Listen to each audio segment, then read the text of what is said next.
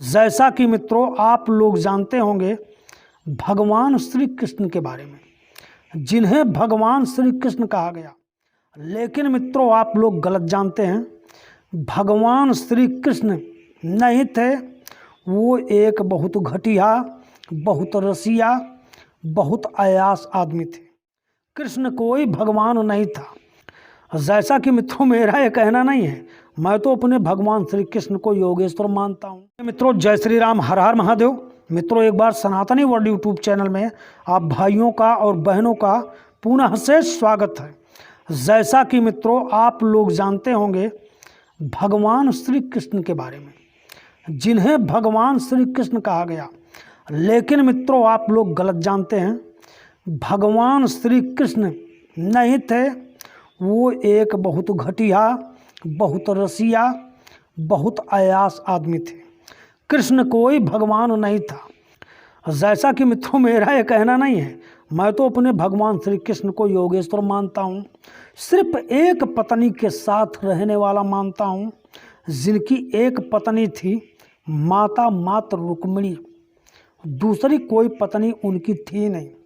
लेकिन मित्रों भगवान श्री कृष्ण के साथ एक कैरेक्टर जोड़ दिया गया राधा का।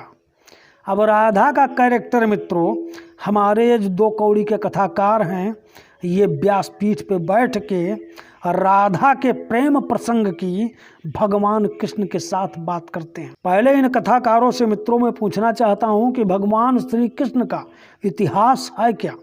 उनका इतिहास कौन सा है?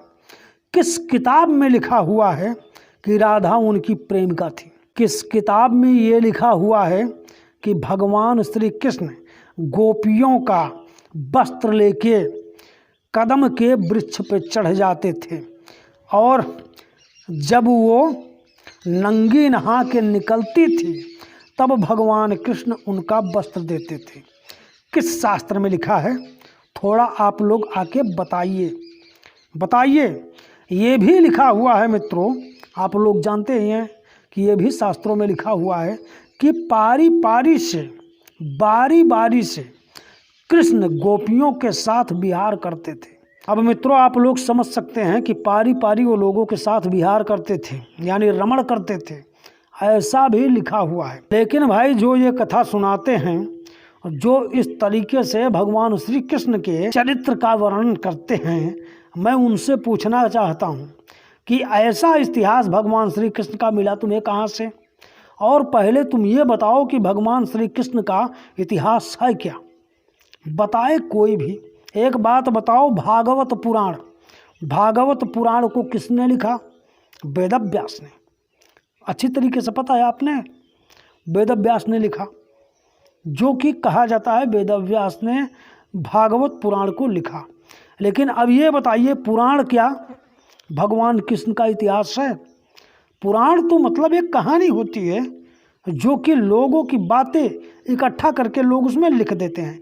इसी तरीके से बताओ मित्रों विष्णु पुराण में भगवान श्री कृष्ण की बात आती है। विष्णु पुराण में भगवान श्री कृष्ण की बात कैसे आई? किसने लिखा उस पुराण में? मित्रों इन दोगले, इन पाखंडी, इन पापाचारियों ने लिखा।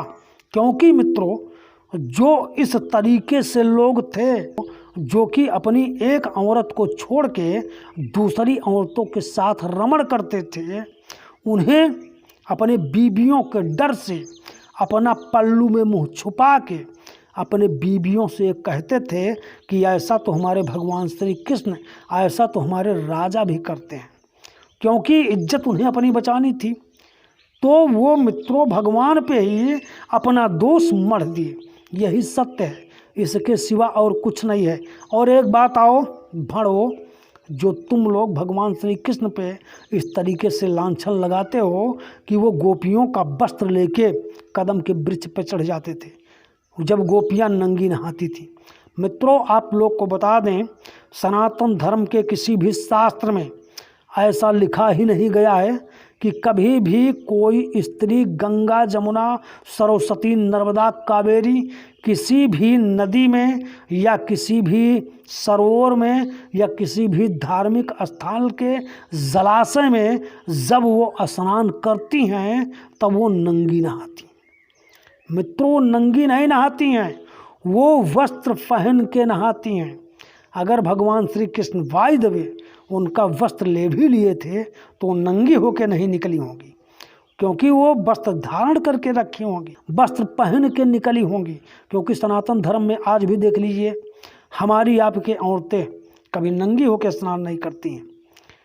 अगर किसी की औरत नंगी होकर स्नान करती हो तो आए वो मुझसे बात करे, बताए कि हमारी औरत नंगी होकर स्नान करती है। तो मित्रों ये सब गपोड़ और झूठ है। और एक बात मैं अब जाते जाते इन भड़वों को बता दूं, मित्रों भगवान श्री कृष्ण का इतिहास है गीता, जिसको उन्होंने महाभारत के दौरान अर्जुन को बताया था। मित्रों भगवान श्री कृष्ण का इतिहास है महाभारत।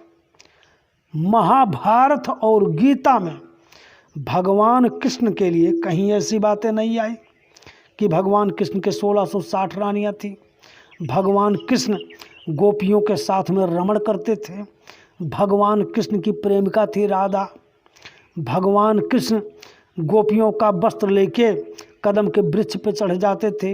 ये सारी बातें तो कहीं नहीं आई। ये बातें तो पुराणों में आई, और पुराण इन दोगलों के घर का दोगलेपन है। पुराण को इन्हीं दोगलों ने लिखा हुआ है, क्योंकि पुराण कभी योगेश्वर का इतिहास नहीं हो सकता।